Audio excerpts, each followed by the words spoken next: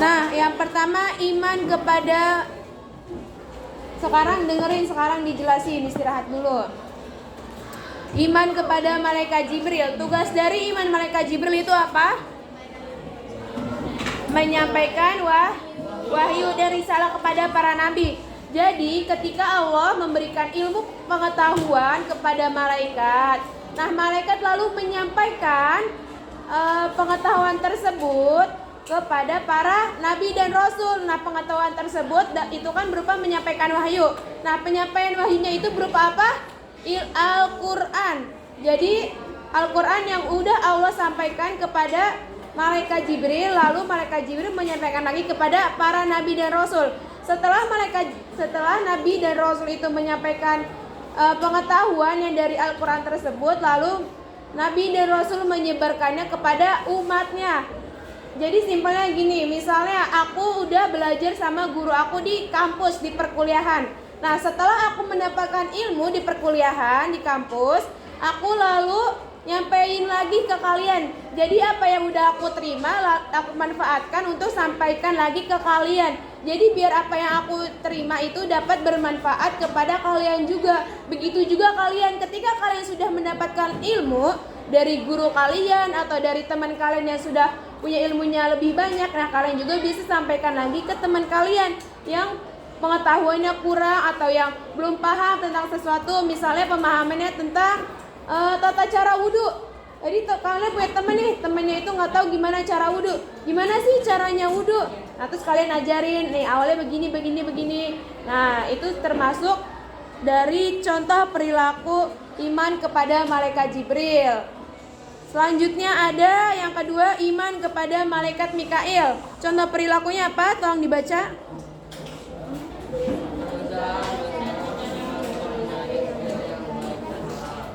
Berusaha secara maksimal untuk mencari rizki yang baik dan halal.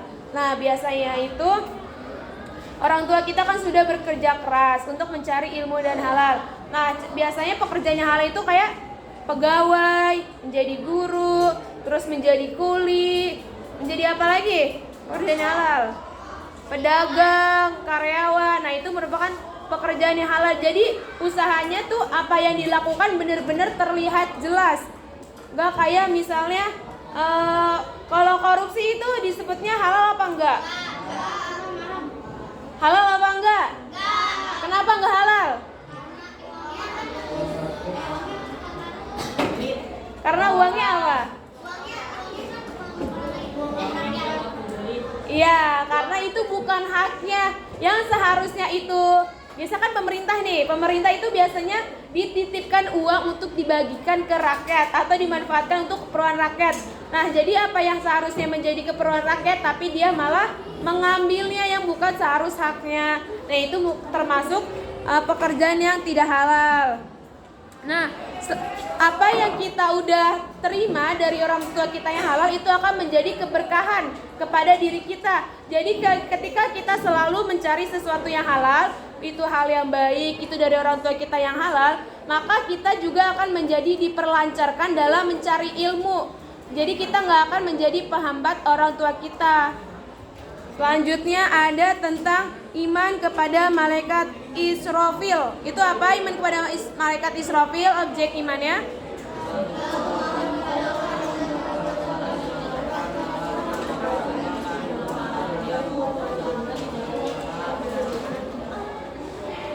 selalu memohon kepada Allah SWT agar diselamatkan dalam menghadapi musibah dan huru-hara dunia saat terjadi hari kiamat. Terus selanjutnya kalau iman kepada malaikat Israel, contoh perilakunya apa?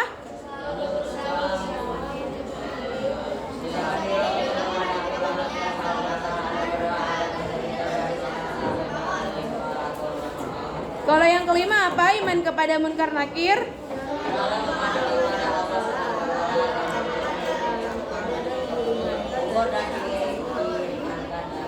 Nah, jadi untuk penjelasan dari ketiga malaikat ini itu tentang sampai ke malaikat Atid. Itu penjelasannya akan nyambung. Jadi kalian sebagai manusia yang beriman dan bertakwa, seharusnya itu harus melakukan pekerjaan yang baik dan benar, selalu menjaga perkataan, jangan berbicara kotor, selalu sopan santun kepada guru, orang tua, terus kepada teman, kepada yang lebih tua, kepada kakak kelas. Nah, itu harus dijaga sopan santunnya. Terus untuk kepada orang tua, perbanyaklah berdoa, manfaatkanlah kalian berdoa sopan santun, taat. Karena kan kita tahu orang tua itu nggak selamanya akan hidup. Jadi sebelum penyesalan datang, jadi kita harus lebih banyak dekati orang tua kita, hormati orang tua kita. Selanjutnya ada dilapangkan dalam kubur. Nah, kalian juga harus dijaga sholatnya. Sholat itu, kemarin kata Pak Ustadz apa sholat? Sholat itu merupakan cara paling dekat untuk mendekatkan diri kita kepada Tuhan kita. Jadi gimana pun keadaan kalian, walaupun keadaan susah, maupun lagi keadaannya sedih, maupun keadaannya lagi repot, lagi banyak kegiatan, usahakan sempatkan sholat. Kan sholat mah waktunya kan gak lama, ada yang lama ada yang enggak. Cuman kan kalau kita melaksanakan sholat gak nyampe tuh kan 5 menit. Jadi sempat-sempatkanlah sholat, karena itu merupakan cara paling dekat untuk mendekatkan diri kita kepada Allah. Biasanya siapa yang suka ketinggalan sholat? Biasa sholat apa yang suka ketinggalan? Subuh ya, subuh biasanya masih ngantuk. Nah, itu mulai dibiasakan. Apalagi kalian udah balik, jadi semua yang udah kalian kerjakan akan menjadi tanggung jawab kalian. Jadi harus belajar bertanggung jawab kepada diri sendiri. Walaupun keadaan kalian tadi lagi susah, lagi sedih atau lagi pas hancur-hancurnya. Nah, itu sholat itu merupakan tempat yang paling tenang lah buat diri kita nendangin. Nah, biasanya kan sholat itu wajib. Nah, aku punya cerita. Ada orang yang biasanya kegiatannya itu suka dugem, tahu kan suka dugem? Ya, dia suka masuk ke dunia malam. Tapi ketika biasanya orang yang suka masuk ke dunia malam itu pulangnya kan pagi kan. Nah, dia walaupun suka pulang pagi, tapi dia setelah dari kegiatan itu dia langsung sholat. Dia nggak pernah selalu meninggalkan sholat. Jadi dia tuh sadar walaupun diri dia itu nggak baik, tapi dia tahu apa kewajiban yang harus dia lakukan. Jadi Allah tuh nggak pernah marah kepada hambanya, nggak pernah murka kepada hambanya. Kenapa? Karena rahmatnya Allah itu lebih besar daripada rasa murkanya Allah. Itu wajib diingat ya. Ingat, rahmatnya Allah itu lebih besar. Banyak-banyaklah bertaubat sebelum pintu taubat itu ditutup ya. Mungkin pembelajaran hari ini diselesaikan karena udah bel. Semoga bermanfaat. Wassalamualaikum warahmatullahi wabarakatuh.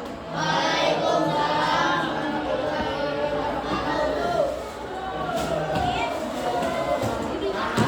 Yang belum lengkap bukunya dilengkapi. Nanti diperiksa hari Selasa berarti.